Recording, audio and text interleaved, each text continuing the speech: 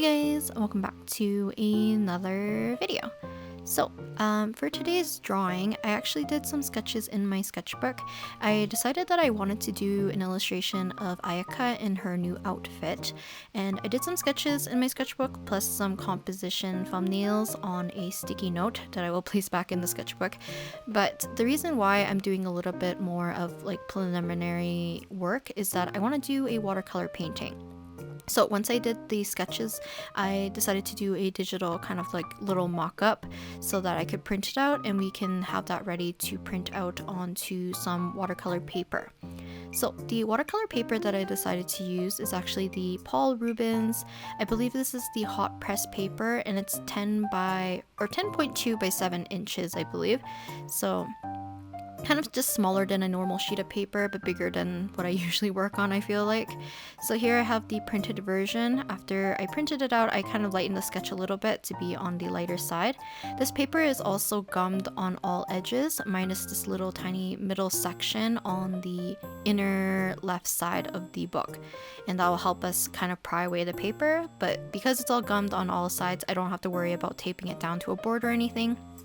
So to transfer the sketch, because the paper is gummed on all sides, I can't use my light pad to do the transfer. So we're going to do it the old-fashioned way and treat this piece of paper kind of like carbon paper. And in order to do that, you can use graphite or some other kind of pigment onto the back of your drawing surface or your sketch, I guess. And then you can place that on top of whatever you want to transfer to.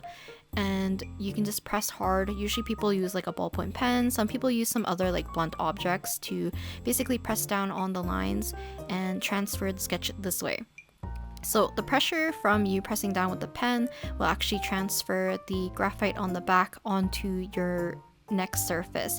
It's kind of like when you're working on a sketchbook and you flip the page and you start drawing and then you leave an imprint by accident if you've been working with like something like graphite. So we're kind of making our own makeshift carbon paper. And I've done this in a previous piece as well, and it worked out quite well.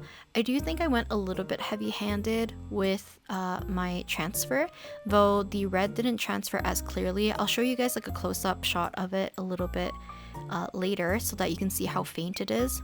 But yeah, this is kind of what we have, and you can see it's very, very faint. And like I said, here is the close-up shot. So you can see I pressed down quite a bit, like kind of too hard because there's a little bit of indentation.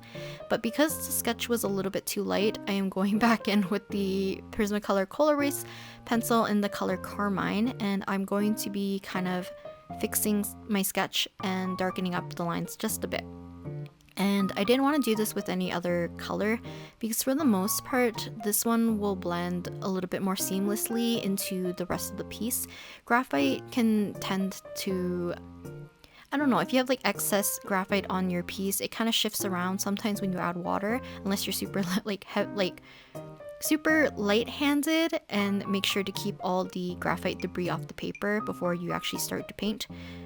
But I find the red just doesn't move too much, doesn't leave a lot of residue, but also it's a little bit on the lighter side, so it can kind of hide in the washes that I do for watercolor.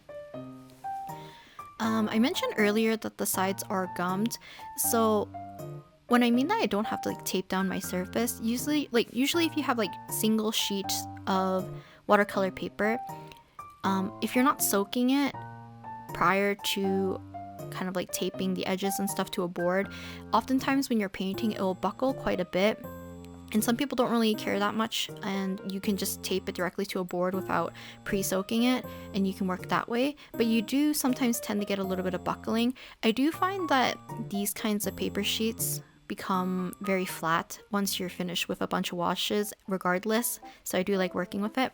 So the paints that we'll be using today are actually the Rubens 4th generation artist grade watercolor paint set, which you can see right here, and it is the same brand of the watercolor paper that I'm using.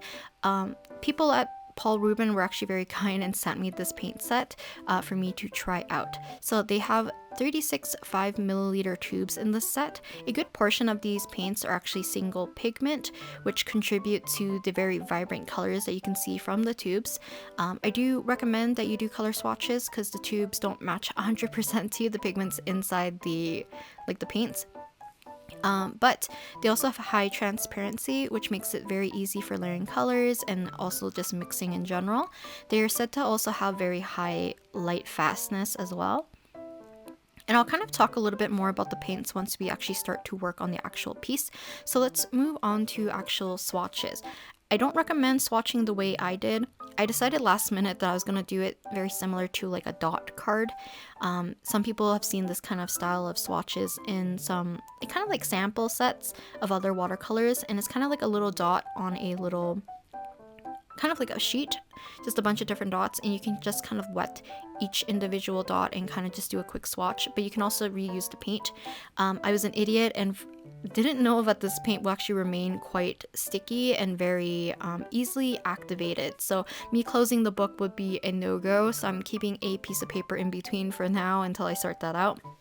You can see the set is very vibrant in terms of pigment, but also it has a very good set of colors in general. Okay, so now we're going to be actually setting up my palette. So I've actually scraped out my old paint from an old palette, and you can see it's heavily stained, and I'm going to be changing the positioning of a lot of the paints.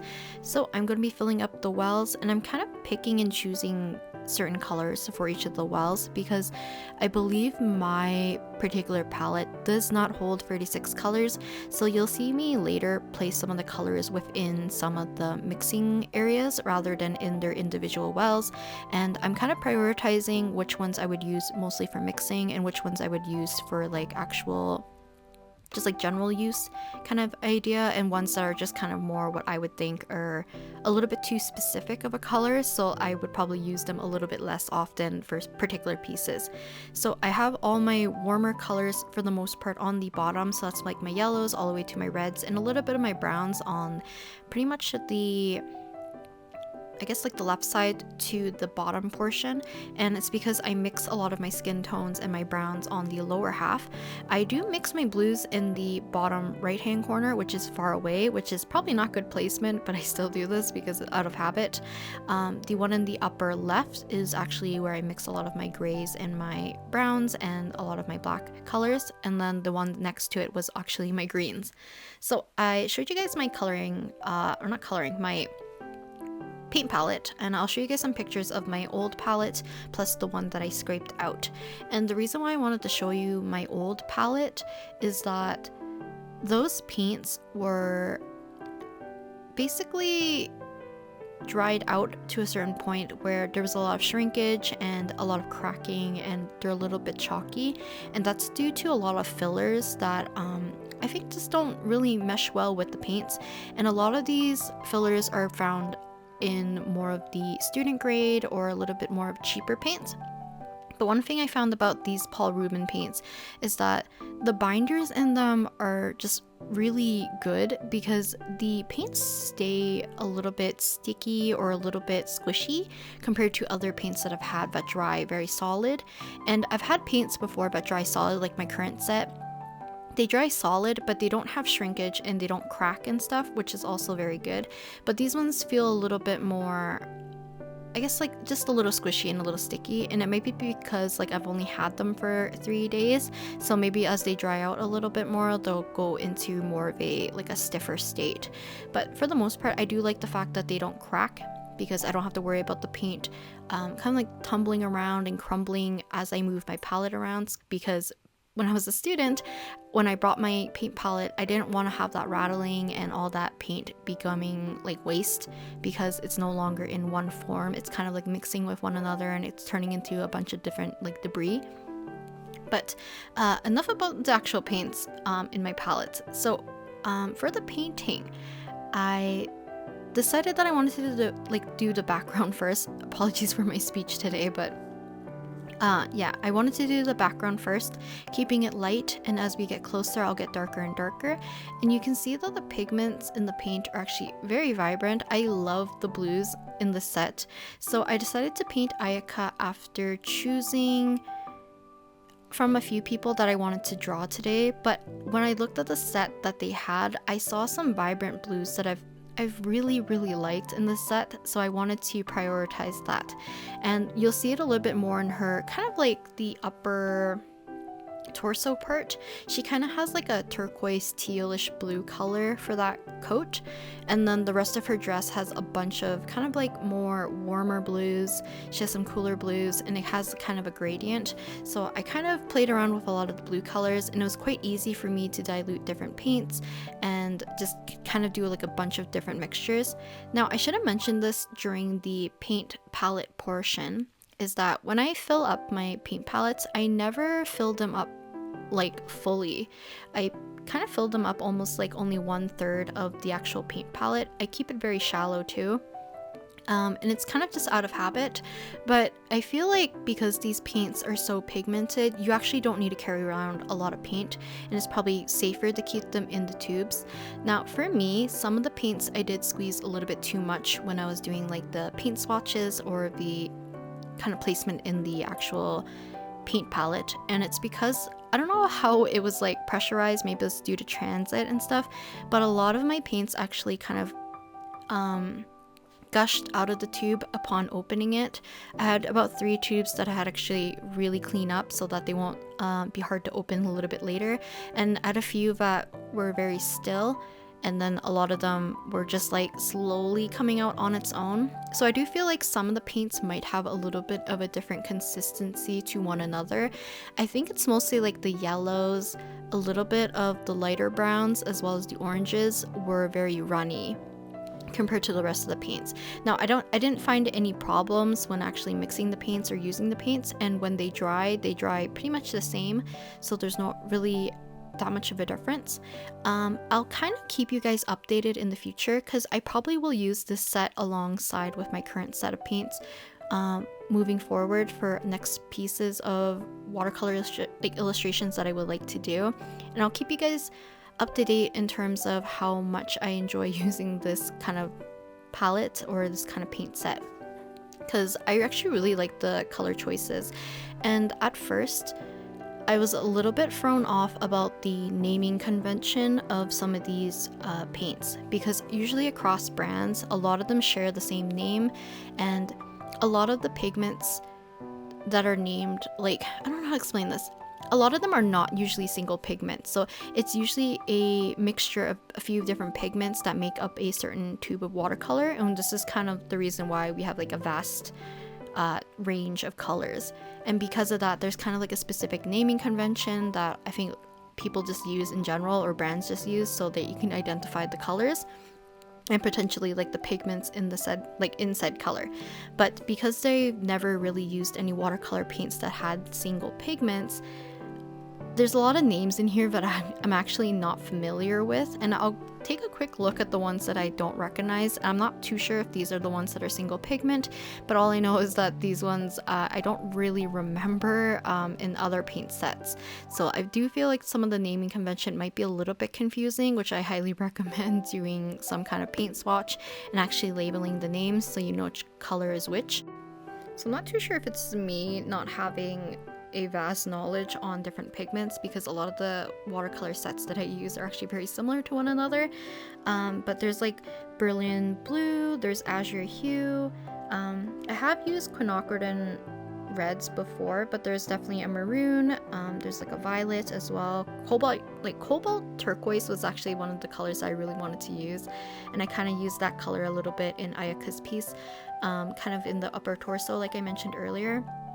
And they have a bunch of different transparent colors or translucent colors. So they have translucent turquoise, and then they have, let me see, there was another one I saw, transparent yellow.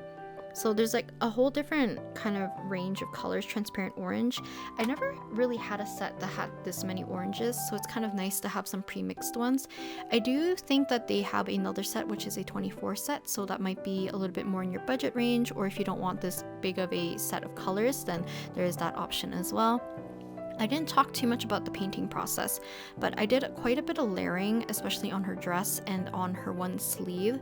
So I did a mixture of blues and purples, a little bit of that skin tone color, and then after that I switched over to this kind of Fude detailing script brush, and I am now doing the line work and a little bit of painting for the finer details.